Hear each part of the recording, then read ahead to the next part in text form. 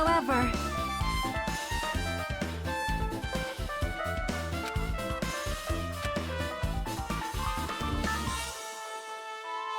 Perhaps...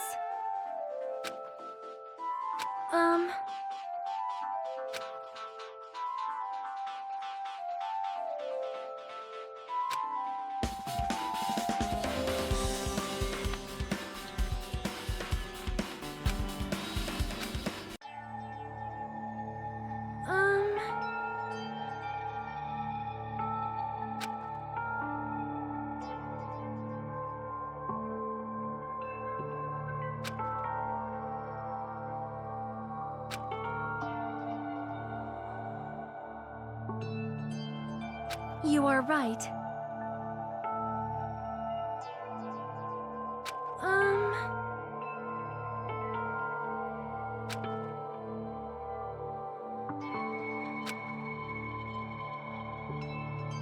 Perhaps...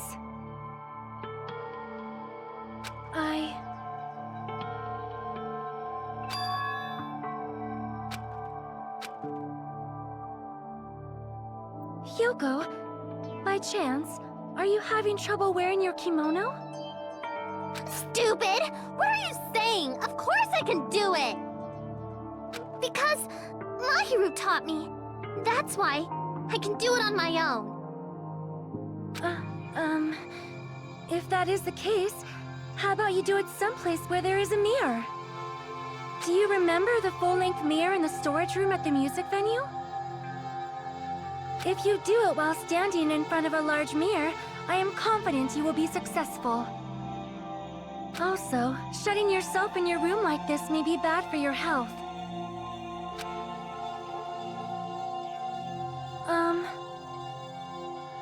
It cannot be!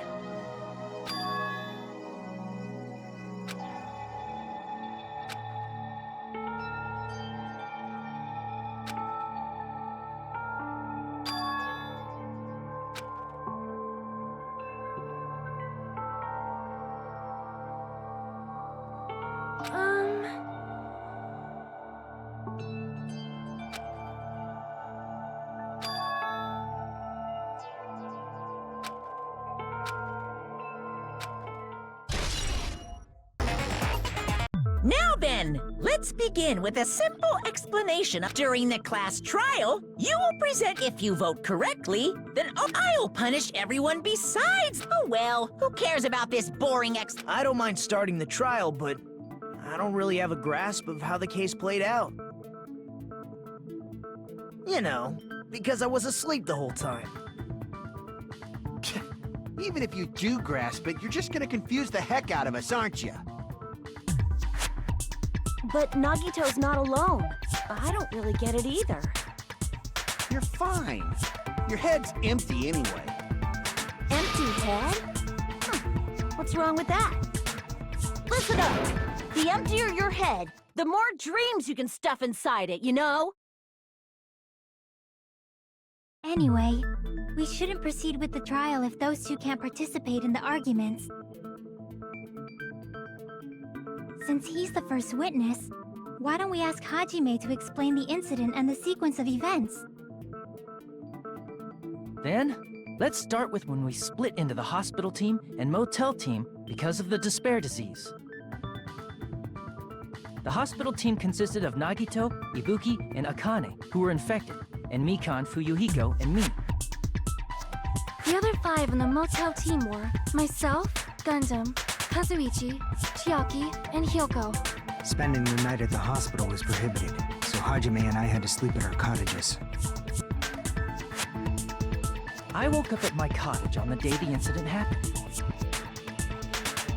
Mikan came by to wake me up and told me that Nagito had recovered from the symptoms. We immediately headed over to the hospital, and after we confirmed his recovery, I made Mikan rest in the on-call room, since she hadn't slept all night, while I waited in the hospital lobby. And then, I saw the incoming signal light on the surveillance camera blinking before our scheduled time. When I pressed the button to turn on the monitor, what appeared on screen was... A video of someone wearing a hospital gown and a hemp bag on their head, climbing a stepladder. Amazing! That's such a heart-pounding story! And then what did you do, Hajime? I tried to stop them, of course. I rushed out of the hospital and ran to where the video was being recorded, the music venue. But it was too late. By the time I arrived, the person wearing the hemp bag on their head was already hanging from the ceiling.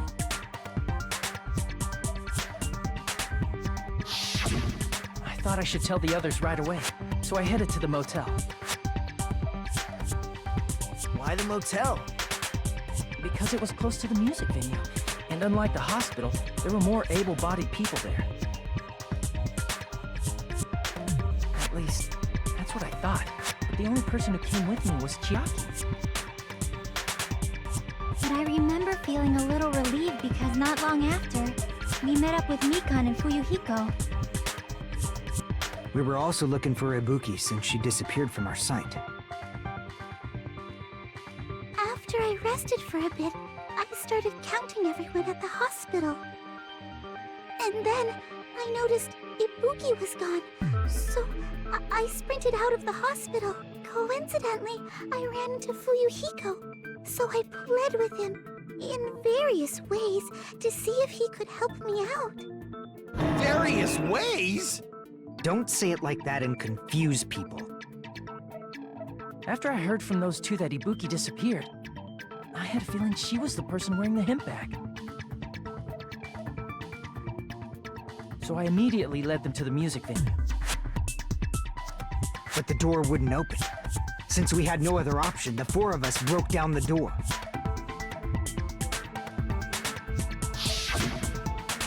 And when that happened, we didn't just find Ibuki's body.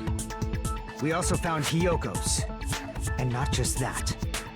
Her body was taped to a pillar. That's when we heard the body discovery announcement. Not once, but twice in a row. And so we decided to lower the hanged body, didn't we? When we removed the hemp bag, just as we feared, it was Ibuki. So that's how the case played out. Thank you. I understood it very easily.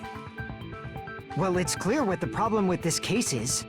When Hajime left the music venue, who... Wait, how do I know anything Hajime just said is true? Sorry, I'm only being impartial right now.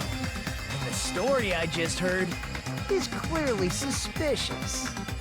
Hajime, if you're the only one who saw the hanging video, and the first one to discover Ibuki's body, then you could be lying as much as you want right now, right?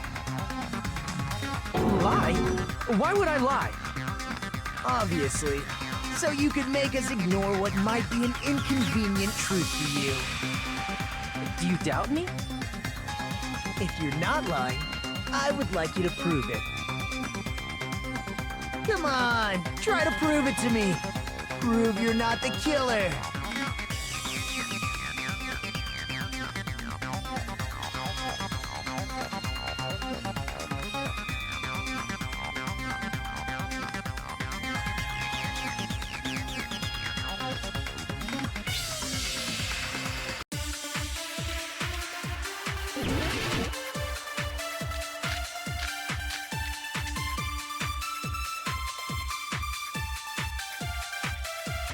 Hajime's testimony is clearly suspicious. Hajime's... and the fact that Ibuki... That would also... I don't think I can deny... After all, Hajime... Why would Hajime lie? Well, obviously, because he's the killer. Did Hajime kill both of them? The fact that the bodies were imitated. No, that's wrong!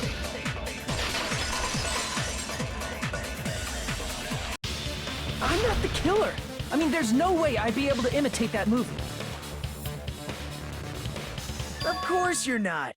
I already knew that. Huh? Before the incident, Hajime had never watched that movie. His invitation ticket is proof of that. Each person only received one ticket, and they're marked with a stamp that shows the date and time. Isn't that right, Monokuma? Yes, no mistakes there. Which means there's no way Hajime, who never saw the movie, could commit murders that imitated it. Or did anyone tell him what happens in the movie? Of course no one did, right? Hold on a sec! You're the one who brought this up in the first place! Nagito, what are you doing? Well, since we're opening with your witness testimony, I thought we should solidify the foundation. It also provides a good warm-up. What warm-up? This isn't a game, you know. Don't get mad. I just think warming up is really important. Especially since this isn't a game. What a waste of time. Well, I knew it would turn out like this anyway. Now then, since we know Hajime's testimony is reliable, let us move on to the arguments. So this means Ibuki definitely climbed the stepladder all by herself, right? Yeah, I'm positive. Then that seals it! Ibuki committed suicide! If Ibuki committed suicide, then who killed Hiyoko? A murder coincidentally occurring in the same place as a suicide ain't possible, huh? Like I said before, it's pretty clear what the problem with this case is. The killer murdered Hiyoko while Hajime was gone. So all we gotta do is establish who could have possibly done that. Then let's ask Hajime. How long would you say you were away from the music venue? I couldn't have been gone for more than 10 minutes. So they killed Hiyoko and taped her up within 10 minutes? There's no way that's possible. That's why the killer stalled for time by making the music venue a closed room. What do you mean, a closed room? The killer blocked the venue door from the inside to try and keep us from entering right away. However, that door is the only entrance to the music venue, right? If they blocked the door from the inside, the killer would not have been able to leave either. Yeah, you're absolutely right. Which means, when we broke down the venue door, the killer was still inside. They were? If that's the case, the only suspicious people are those who don't have an alibi for that time. And that's you two! Sonia and Kazuichi! Me too? What the hell? Why's it gotta be us? The others all have alibis. Chiaki, Mikan, Hajime, and I all broke down the venue door together. Gundam met up with Hajime at the motel right before that. And if Akane and Nagito were laid up in the hospital, the only person that leaves is one of you. There's another person who doesn't have an alibi. You know, Nekomaru. Me too! Hey, why are you talking like... Huh? You're kidding, right? You're not up to something weird, are you? Please stop making bad jokes. Anyway, if the killer was hiding inside the venue, we should obviously doubt the people who don't have alibis. What a wicked way of backing us into a wall! Is this his professional skill?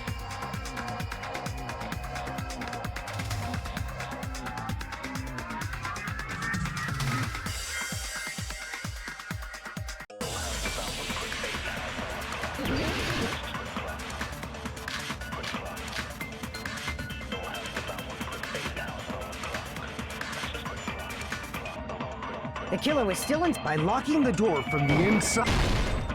No, that's wrong!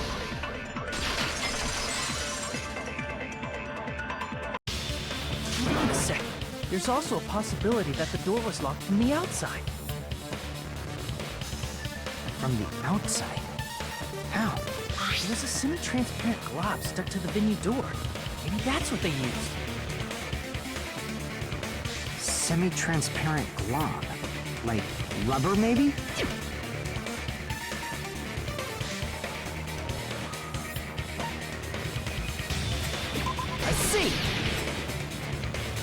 semi-transparent block. Must have been glue. Glue? Yeah, I think so too.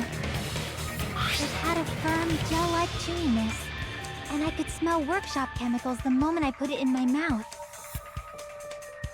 Based on all that, I'm certain it was glue. I didn't know glue was edible. I believe it is not something one typically eats. That glue was only applied to the areas where both doors touched. By pouring it in the gaps of the closed door, it must have sealed the venue door from the outside. And thanks to that, a glob of glue was left where the door was stuck. Yep, it fits perfectly. But if you just stick them together with glue, you'd be able to break down the door easily, you know? That doesn't really matter. The killer only did that to make us think the door was locked from the inside. What'd you say? First of all, didn't that drumstick we found seem really obvious? Almost unnaturally so? It was so obvious that it makes more sense to think the killer placed it as a diversion. Are you saying the drumstick was a trap the killer set on purpose? Then I totally fell for that fucking trap. Apologize to Miss Sonia and me. However, you're not allowed to slice open your stomach this time. In a quarrel, both sides are to blame. That's why it's better to just have no sides at all. So, during the 10 minutes Hajime left the venue, the killer murdered Hiyoko and created a closed space? And they also taped her up after killing her, right? Even quick work has limits. Oh, what unimaginable speed for a slowpoke like me. If they couldn't have done it while Hajime was away from the venue, they must have done it earlier than that. But when Hajime got to the venue, only Ibuki's body was there, right? And when you went back with everyone else, Hiyoko's body was there too, right? But it's possible that the body was just revealed at that time, when Hiyoko was actually killed earlier. Just revealed? Of course, the body wasn't revealed on its own. The killer did that too. Here, I have proof. That scrap of paper. Is that what we found in the baton lighting at the music venue? That's right, but just what is this scrap anyway?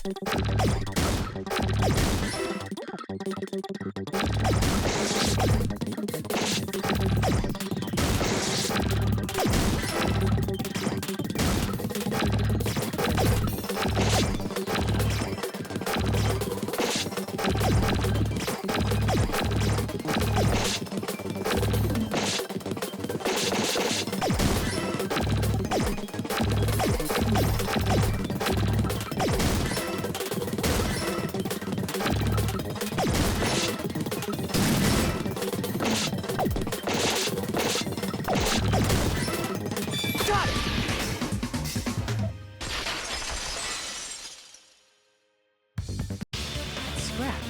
Isn't it part of the wallpaper in the storage room?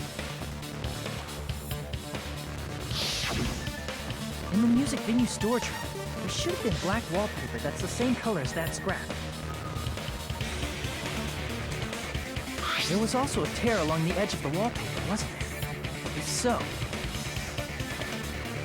You're right. If you overlay the scrap that was caught on the lighting with the tear in the wallpaper, See? It fits perfectly. I see. So the scrap that was caught on the baton lighting was originally part of the wallpaper. And what's wrong with that? Does it have something to do with Hiyoko's body disappearing?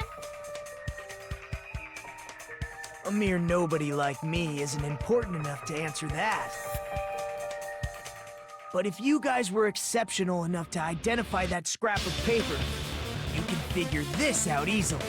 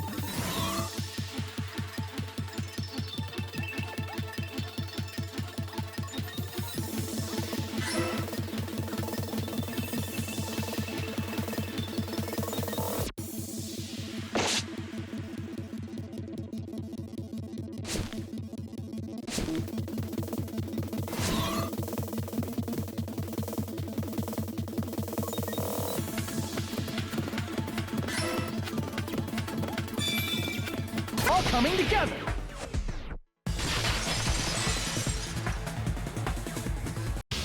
Got it. Hyoko's body was hidden before we found it. But it would have taken quite a long time to tape up a hidden body. No, the body was already taped up and the killer hid it, along with the pillar using the wallpaper. What? They hid the pillar? Yeah, by wrapping the wallpaper around the pillar, the killer was able to create a slightly larger pillar.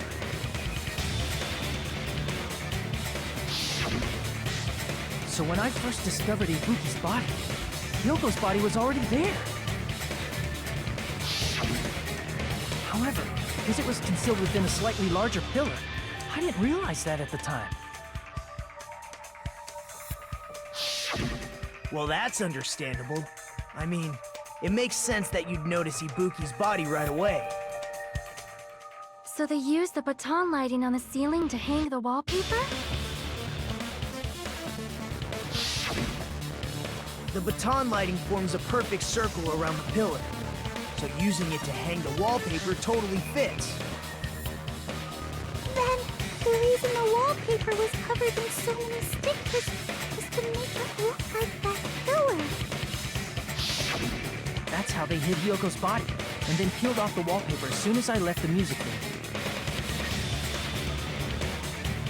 But the killer made a mistake. They accidentally ripped off a piece of the wallpaper. And because of that, a scrap was left on the baton lighting. The killer must have been in a hurry. If their plan took too long, Hajime could have walked in on them. But going to the trouble of hiding the body and the pillar is very bold and risky. But the crime itself would be much easier to pull off since they don't have much to do while Hajime's gone. They just have to peel off that wallpaper and stash it in the storage room. It's not that big of a deal. Then, when was Hiyoko actually killed? Good point. And on that note, it's about time we shed some light on those imitation murders. You mentioned imitation murder more than once. But what is that? Are you kidding me? You haven't seen my masterpiece? the Wizard of Monami 2.5D? Hey! Don't put my likeness in your movies without my permission! You're pretty noisy for someone who eats mothballs. I don't eat mothballs. I just enjoy looking at them. I knew it! There are so many similarities. It must have been intentional. Ibuki's death by hanging matches the Scarecrow's death from the movie. Not just that, but Hiyoko getting taped up after her death matches the lion's death.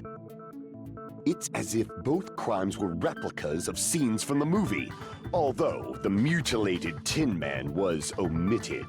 But why did the killer go to all this trouble in the first place? Based on what we know, the reason the killer chose these imitations isn't that difficult to figure out.